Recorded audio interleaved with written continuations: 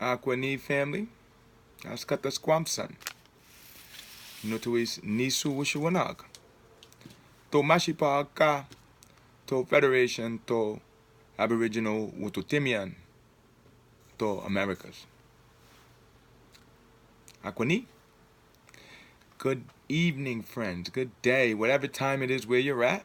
I am Two Hawks, from the Meshipag Narragansett people, but also from the Federation of Aboriginal Nations of America, in which I have the great honor and pleasure of serving in the capacity of Director General. I first want to wish you all many blessings this day, upliftment, hoping that Creator has had you in a good way today, as our people say, and thanking Him for the opportunity to be alive, right? Because you get another day at life, as bad as it was yesterday, maybe you get another chance to make it better today, and that's a good thing. Today, and first of all, shout out to the brother Turtlegang for the fantastic promo he did recently from a while back when we did our function with the U.S. Census, New York region, in New York City. He came through, so shout out to him. But he put out a little promo video, and it was kind of talking about what FANA was. And I thought that this video would be good to kind of follow up, because even internally, as we've been just reviewing ourselves, the chiefs, and having discussion about how we move forward, how we engage more with our people, just how to be of better service and better nations overall, we realized that there's a lot of perhaps confusion kind of about what FANA is. Even on social media, I've heard people call it a tribe and all of that. So first of all, shout out to Turtlegang for putting that promo out there. And I just want to follow up today with this particular video, just to give you a better understanding of FANA, what FANA is, what the Federation of Aboriginal Nations of the Americas is. The first point I want to utilize, because this gets a lot of people hung up, is the term Aboriginal. Because as soon as people hear Aboriginal or Aborigine, immediately their mind goes to Australia and what the Australian Aborigine look like. And that's all part of colonization. That's part of the game that they play. When we utilize the term Aboriginal, we're talking specifically what it means in legalese, in a legal definition, when we walk into a court, when we're dealing with foreign entities, whatever the case may be. What does this terminology mean? And Aboriginal just means of the original people. That's it. Has nothing to do with phenotype, has nothing to do with skin tone, has nothing to do with any of that. It just means in law of the original people. And you can just check the etymology of Aborigine. Indian means an Aboriginal inhabitant. And when you start to understand legalese and how it differs from our everyday common understanding of things, you get a full comprehension of what the ancestors meant when they said that the Europeans spoke with forked tongues. They say one thing and they do another, and they say it's all under the law. Legalese get you to think one thing and it means a total other. So the first thing is Aboriginal, of the original people. And that's who all the nations of FANA are, of the original people, the ones that were here first. When the Europeans landed, the Indians that they were talking about, the Indians that they wrote about, the Indians that they eventually fought with, were the nations of FANA. So that's the first part, that Aboriginal part. And I hope you understand now. Nothing to do with phenotype, nothing to do with skin tone. It's not just specific to Australia. That's why they're Australian Aborigines. Australian Aborigines. Aboriginal just means of the original people. That's the first point. Second point, we are a confederation of nations. It's not one nation. FANA is not one nation. It is a confederation of nations. In the brothers Turtlegang's video, I talked about the fact that the best model perhaps to think about is 6 nations. The Iroquois Confederacy, the Haudenosaunee people. Pardon me for mispronouncing that. But that was nations that came together in a confederation. And you have what? The Onondaga, Oneida, Cayuga, Mohawk, and Seneca, and then the Tuscarora joined. This is 6 nations, but separate nations who came together to better protect all of themselves. And, there's the old saying, if it ain't broke, then why fix it? FANA did the same thing. The nations from the regions that FANA represents said, hey, look, we're a lot stronger and we can protect ourselves a lot better if we're confederated, rather than individually fighting for our little piece of whatever. So it's a confederation of nations. Right now, 10 nations, I do believe. Poconoket tribe of the Poconoket Nation, Meshipag Nahiganta tribe, Sandhill Band of Lenape and Cherokee Indians, the Uskapag Nihantic Nahiganta tribe, the Amassaquath Kiskiak clan of the Senecamoco Nation, the Ninigrit Nahantic Nahiganta tribe, the Siboko Bayamon Taino tribe, the Baramaya Guanea Taino tribe, the Baitoa Maguayake Taino tribe, and then the Wabaquasit Nipmuc tribe. So 11? I think 11. I think 11 nations we're at right now.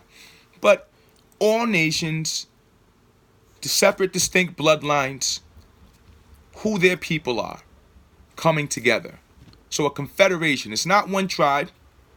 Of course, you know, because there has to be order and decision making.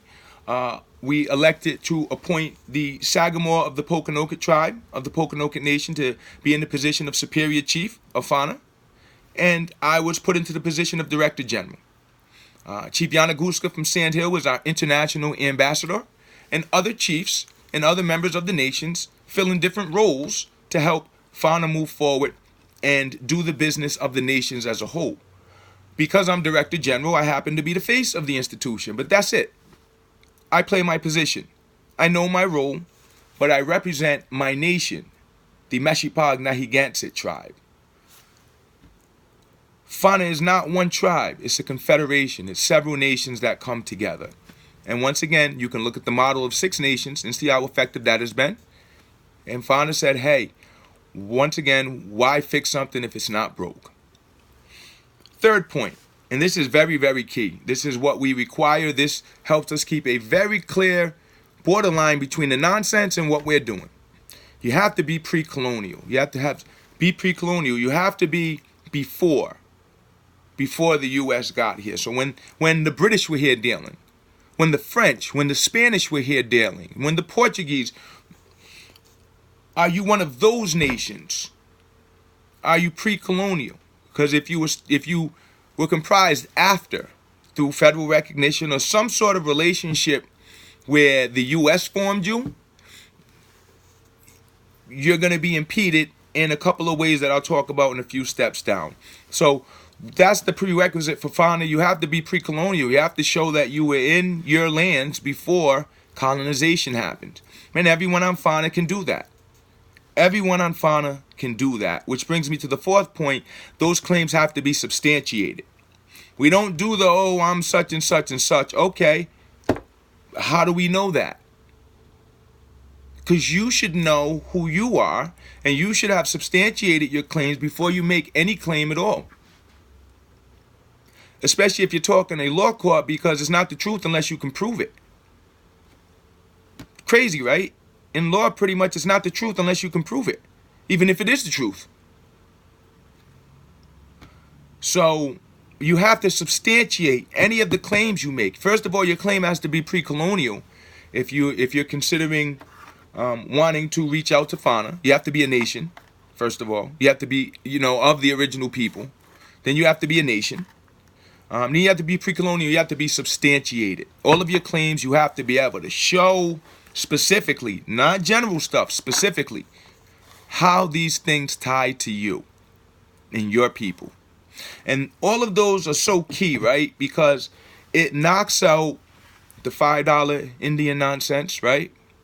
It knocks out the dirty Moorish nonsense, right? It knocks out the sovereign citizen nonsense, right? It does away with all of that. All of when you have to be Aboriginal, a nation, pre-colonial, and substantiated, there goes like 90% of your problems right there. In terms of being able to decipher who's the real and who's the not. And it's so fantastic because we've been able to do this throughout the New England region, into the VA, DC, what's that, Mid-Atlantic region, up into New York and New Jersey, and then into the Caribbean as well, in Quisqueya and Boriquen. So, and now we're entertaining other relations. We don't really like to put things out there until they're formalized. That's kind of a general policy we have at FANA. But we have other nations that we're dealing with right now that are going to even extend the relationships that FANA has. And once again, all Aboriginal nations that are pre-colonial and substantiated. So those are 4 first things before you even get to the conversation about being a nation that's a member of FANA. You have to get through those.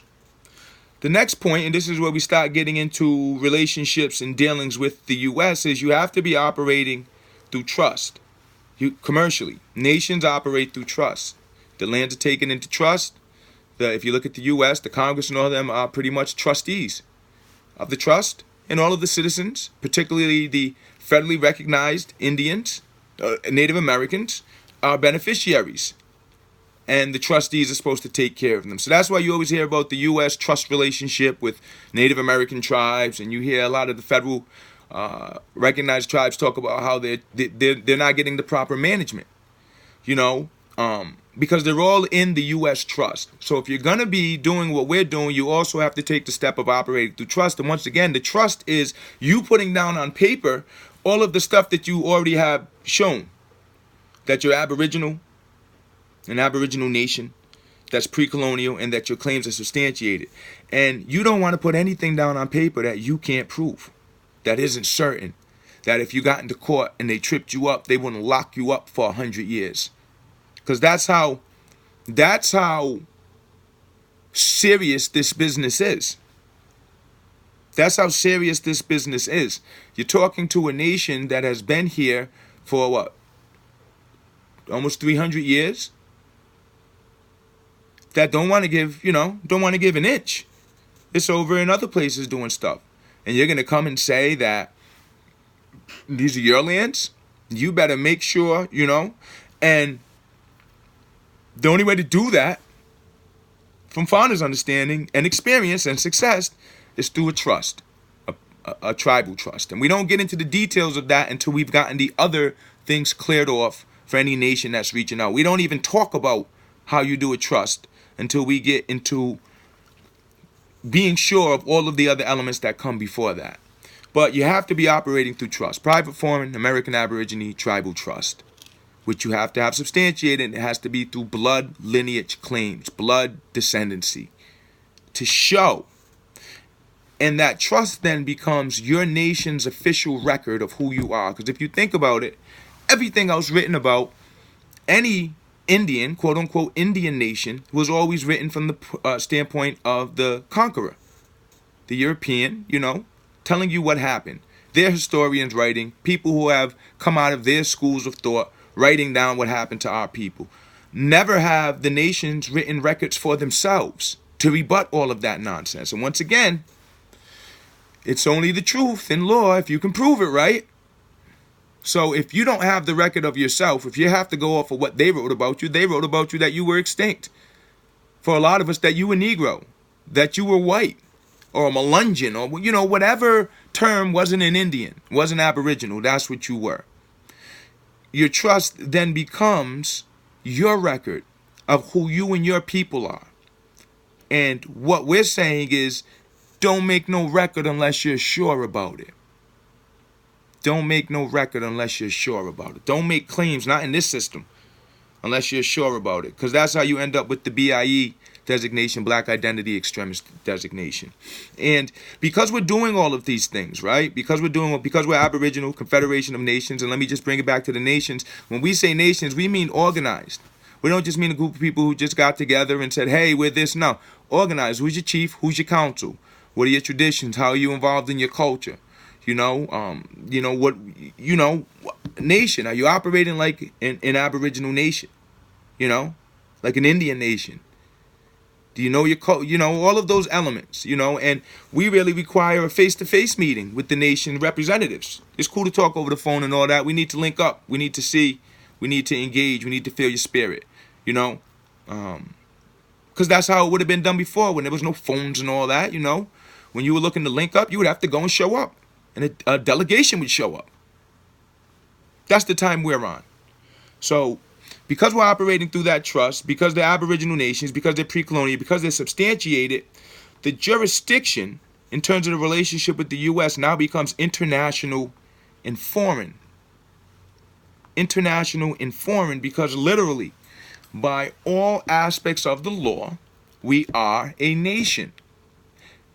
Just the same as the U.S. is. And actually, the U.S. is a confederation of states. It's a confederation. Articles of Confederation was the first thing, wasn't it? The Articles of Confederation. United States of America. They're united. They're confederated. So that's why it's a federal government. But it becomes international in a foreign jurisdiction to the U.S. And now, because we're moving in the same capacity that the states are, our federation is on the same level in terms of the law to the U.S. You see what I'm saying? The same way the states Rhode Island got together with Massachusetts, New Hampshire, Maine, California, and formed the U.S., the tribes got together. The Uskapogs with the Mashapogs with the Pocono got together. Same thing. Same steps in law. All lawful. If they can do it in our land, we most certainly can do it in our land. If it's true. If it's true. And when it's true, you become international because you're a separate nation. So it's internations and foreign to the U.S., a foreign jurisdiction. And here comes all of the rights that you've been looking for. Because now it's just the same as the U.S. going into Mexico and doing what it wants. Going into Canada and doing what it wants.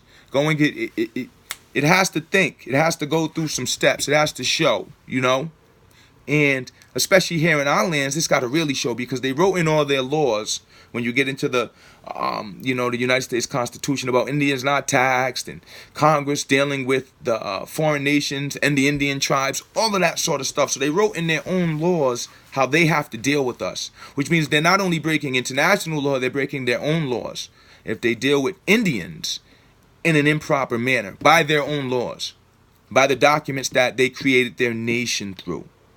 So your jurisdiction and relationship with them then becomes international. And the terminology that I've personally been using is that we roam freely. Everywhere we go in this land, in terms of our relationship with the U.S., is Aboriginal. It's superior to theirs. We were here first in these lands. If there was going to be an issue in terms of where we could or could not go, that would need to come from the other Indian tribe whose territory we're going into. But as far as our relationship with you, U.S., international and foreign, wherever we're at. Wherever we're at.